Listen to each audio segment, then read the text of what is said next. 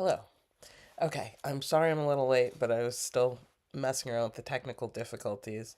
Some things are new, like you can see behind me, there's the judge me when you're perfect uh thing, and I'm kind of playing around with the I don't know. I don't like it, but it'll do for today.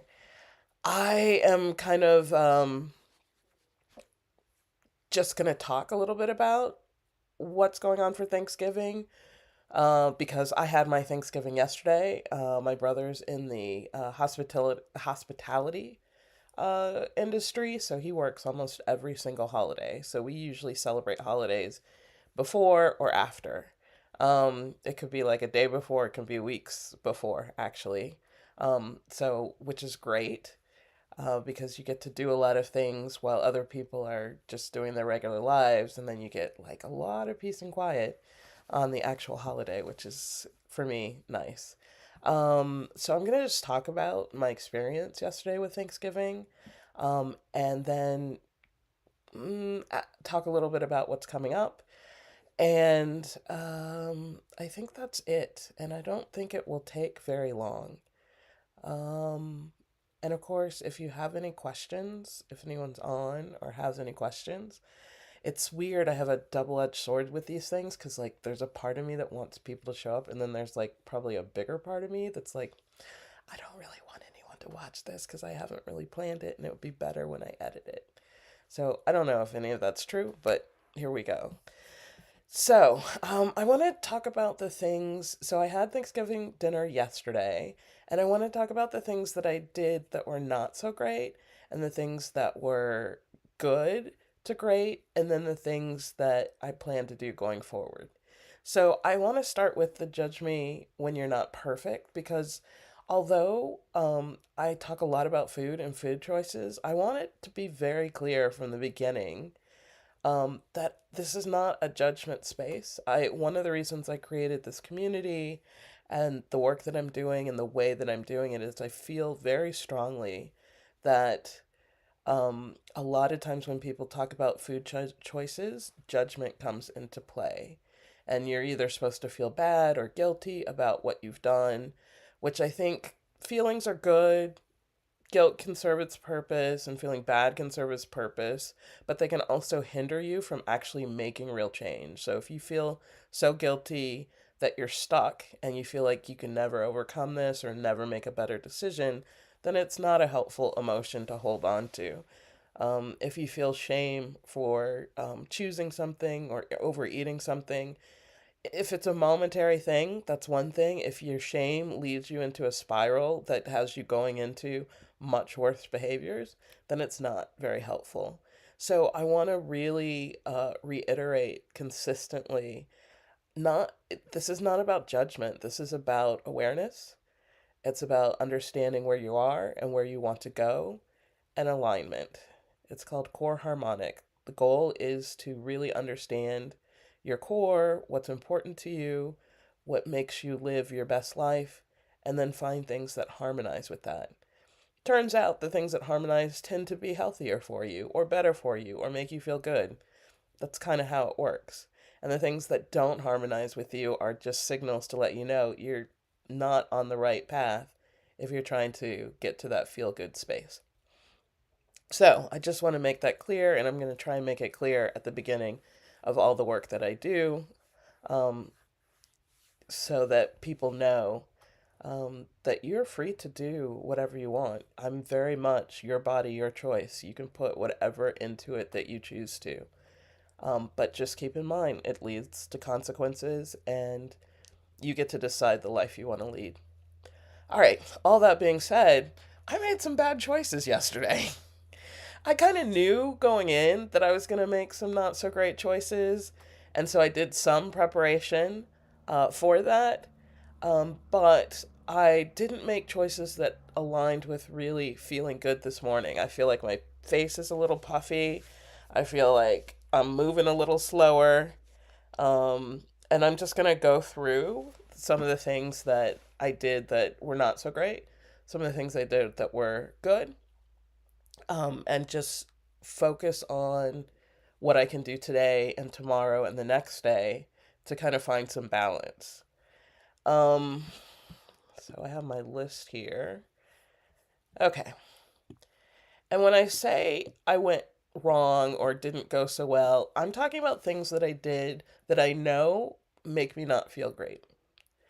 And the reason why I know I was probably going to do some things that make me not feel great is I have a very strong sense of food nostalgia, is what I call it.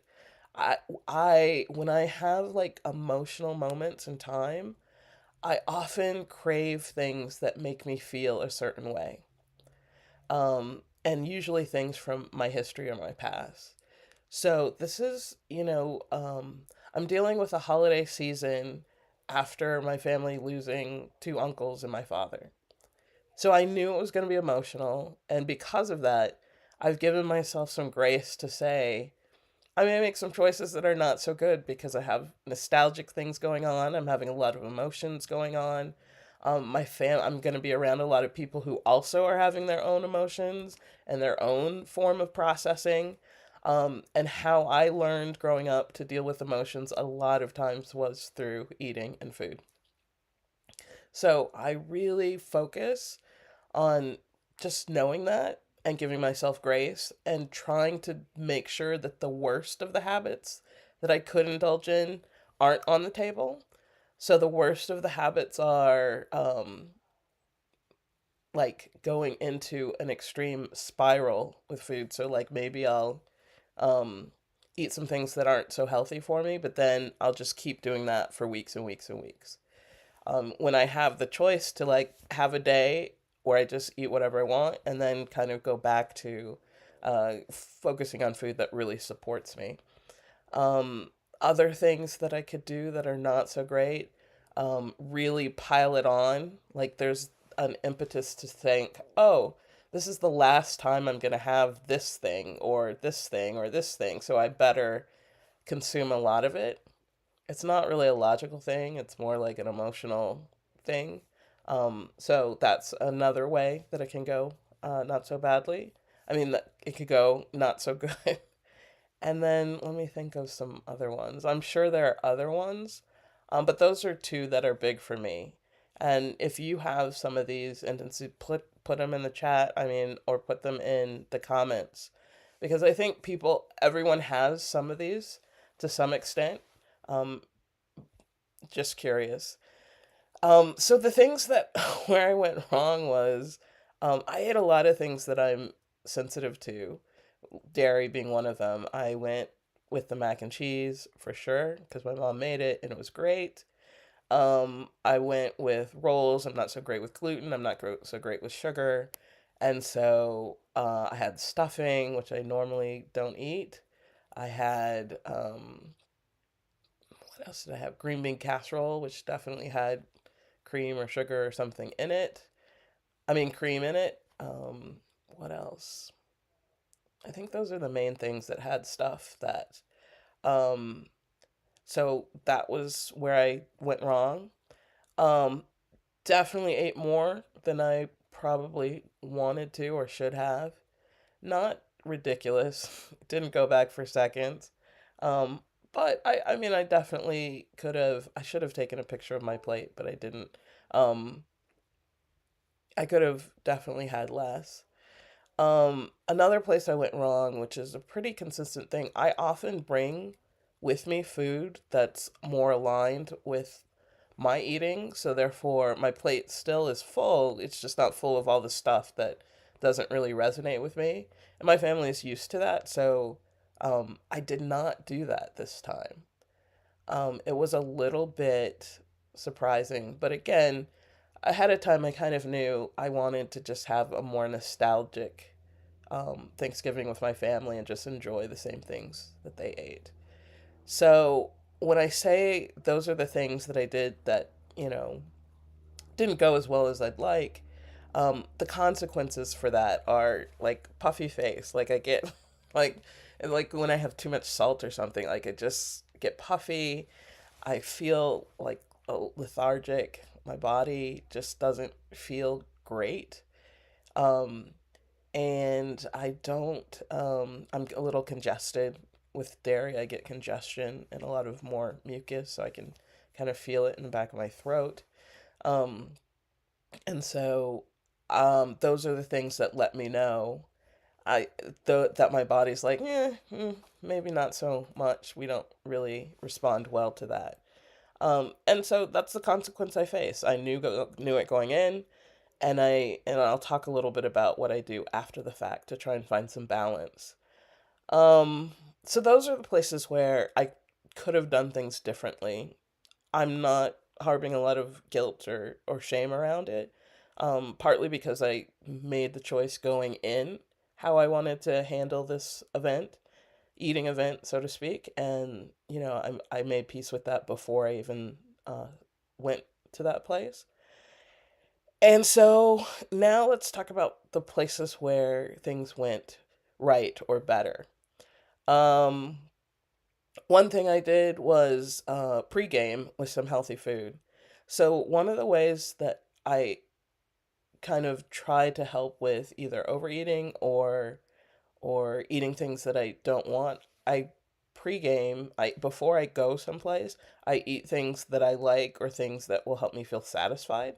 So when I show up, I already have a sense of being satisfied already. And so I eat less, and I generally can say it's a way easier to say no to things that you don't normally want to say no to. So, like, if I show up someplace and I haven't eaten and I'm hungry, I could say yes to lots of things.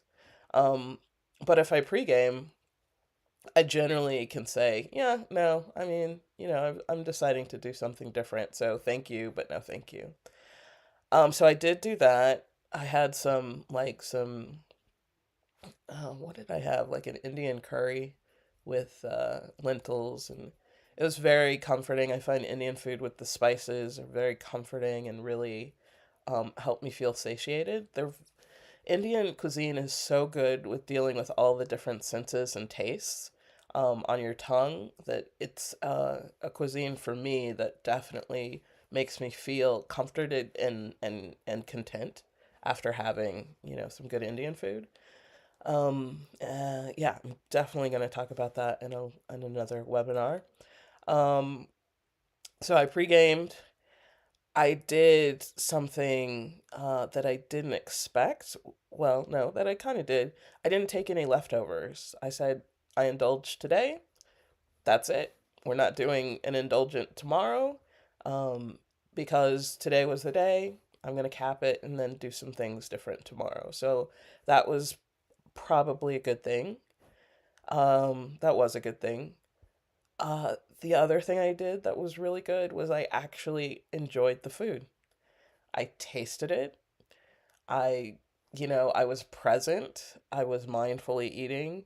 I really got great enjoyment out of everything on the plate.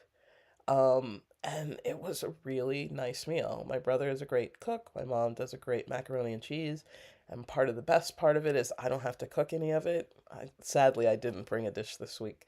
But um, that was really, I really had a lot of enjoyment. So I'm not waking up with a lot of regret or wishing I could have done something. It was really an enjoyable meal, and they did a great job cooking it. Let's see what else. Another thing that went right is my post game review. So, one of the things I do with major events where there's the possibility of making not so great choices is after the fact. I do a little analysis of, how it went. What did I do that aligned with me? What did I do that didn't? And kind of how do I feel about it? And then what are the next steps? So then the next where I went right is making a plan to um what I'm going to say is balance things out. So right now my body is really out of balance. There are a lot of things in it that don't resonate well with how my body's working at this time. And so the next days, really weeks, it usually takes about 2 weeks, I will be doing things to support my body in releasing everything that's not supposed to be in there, but also supporting my body and like rebuilding. So, gut health is a lot of what they talk about.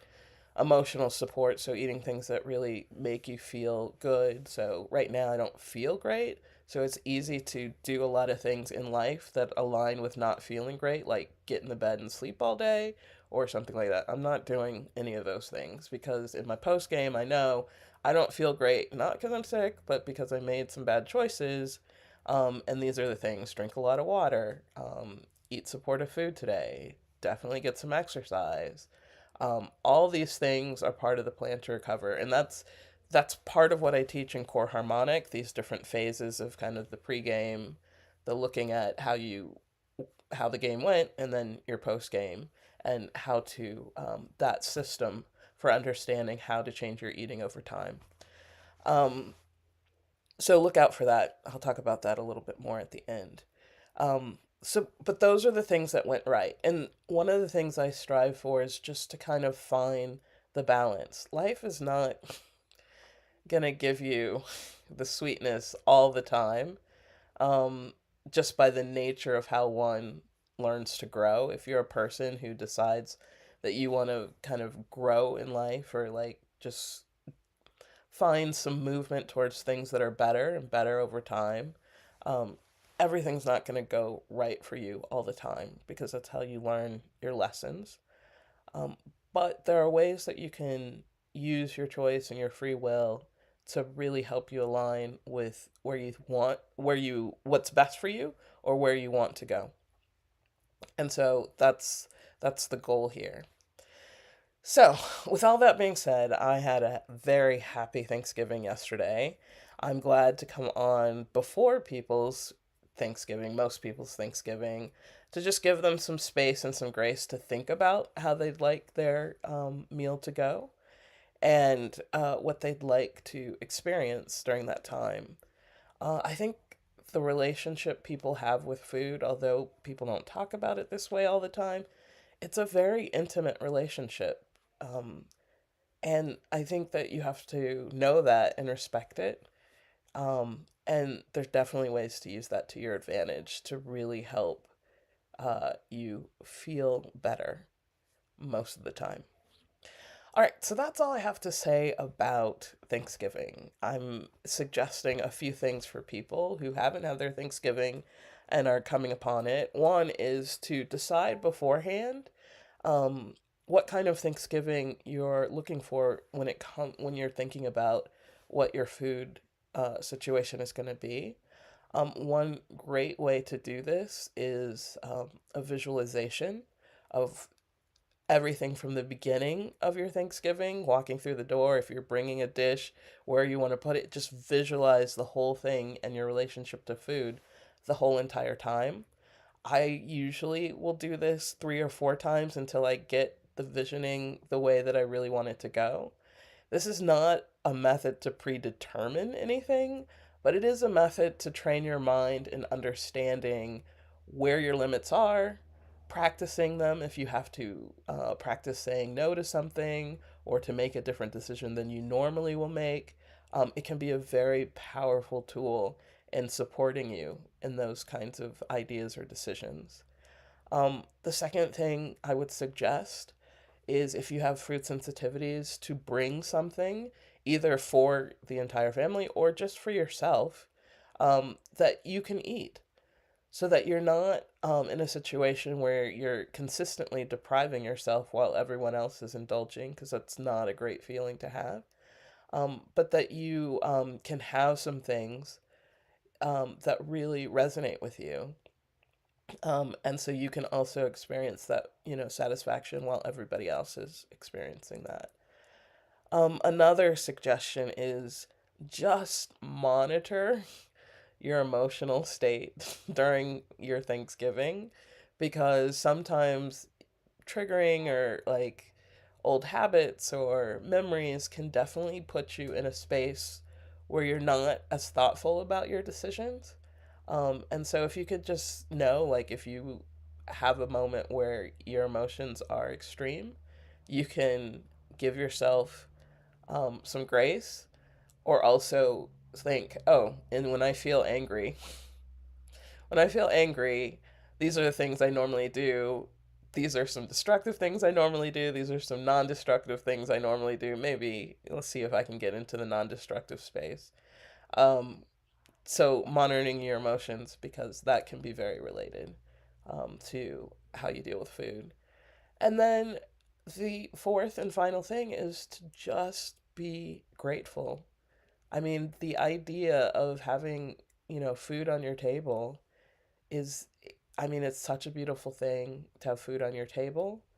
It's such a beautiful thing if you're sharing it with others, that you can share it with others. I don't want to shame people who are not with other people on Thanksgiving. I think that happens a lot. And I don't think there's anything wrong with it if you are loving on yourself that day.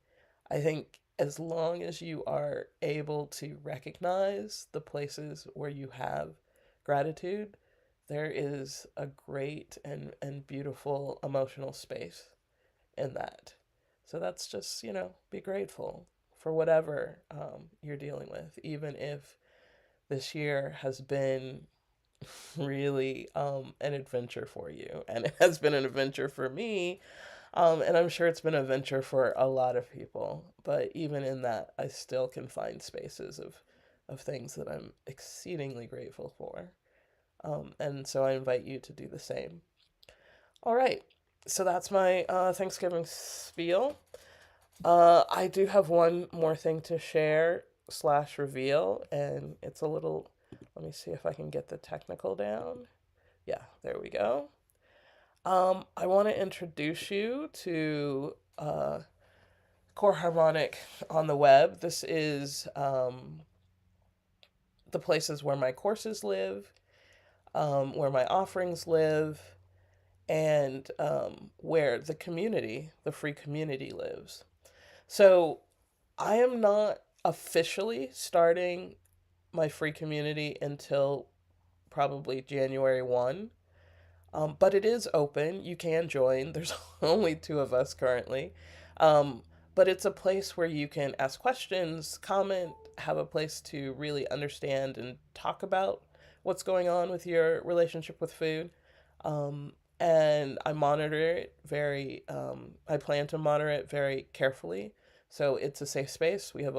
I have a long list of ways to support one another and how to treat each other. Um, so that's going to be available. You are more than welcome to sign up today, tomorrow, whenever. I can show you how to do that. That's not it. If you just go to the community tab, you'll see what the community is about. Um, we're talking about food sensitivities and how to navigate them. And then if you click the button on join the movement, hold on. I'm doing this like in a browser within the browser, and it's not working as well as I anticipated. Okay, that's this page. Give me just a second.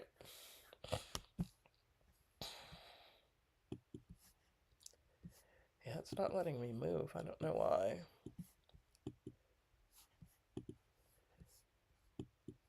Okay, well, let me try this again. Okay. Yeah, it's not letting me move down the page. Okay, regardless, if you go to this community tab, there's a place where it says join the movement. You can join it there. There's another thing I want to announce, which is um, that I'm doing a sugar slowdown challenge in January. And so I just want to mention it here as a opportunity for people to not eliminate sugar. I think for some people that's going too far. I think most people in America can benefit by just reducing their sugar by, like a half a cup a week, which is surprisingly, if you're mindful about it, you probably won't even notice. A lot of sugar is very much entwined with a lot of things that you just eat every day but don't even recognize as sweet or as sweet. Um, so there are ways to just kind of do a sugar slowdown where you just eat less. But the 7 day sugar slowdown is 100% free. It's emails, it's community support, it's a couple of webinars to help you just be more aware of where the sugar lives and some really helpful strategies to release, to let go of some of that sugar. Um, that's going to be here. Yes. So, here under supportive resources is the sugar slowdown. There's a 7 day challenge, which is totally free. You get emails, you get the community, you get webinars. But you can also sign up for the 14-day challenge, which has more high touch um, interaction. You get to have a one on one with me. You get to talk through some things, and it takes you a little bit further in slowing down the sugar. And then there is also a 21-day uh, sugar slowdown.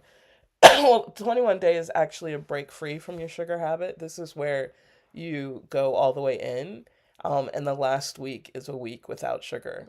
So let me just say this. For people who've never done a week without sugar, you should at least give it a try once. Because the skills you develop to um, have a week without sugar can be super helpful to you, not just in the realm of food, but other places in your life.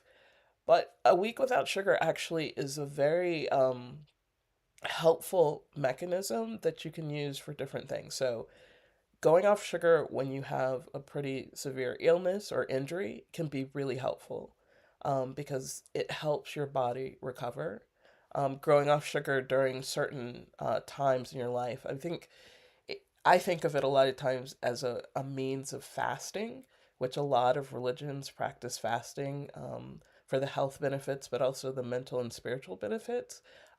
This is kind of like a sugar fast, which has a lot of benefits physically and mentally, and I would also argue spiritually.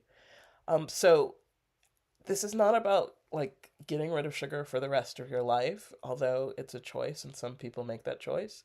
But this is to have an experience where you fast from sugar for 1 week just to see how it feels in your body, see how your life changes, and see if it's something that you would want to do on a pretty regular basis. So I would encourage people to give it a try if you've never gone a week without sugar.